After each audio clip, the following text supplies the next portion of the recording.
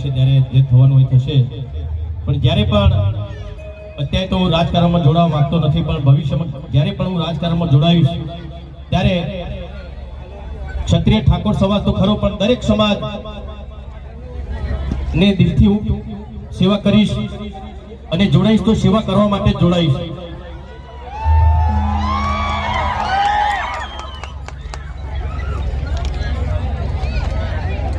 હા, એ વખતે મારી પિક્ચર આવી હતી પ્રીત જન્મજન્મની ભૂલાશે નહીં.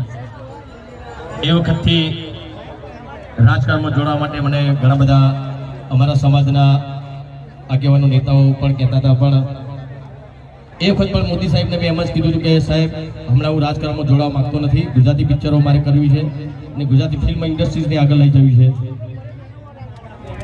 અત્યારે પણ ઘણા લોકો એવું કહે છે કે ભાઈ તમે રાજકારણમાં આવી જાઓ, પણ સમય આવશે, મા તોતળમાના આશીર્વાદ હશે, જ્યારે એ હુકમ કરશે,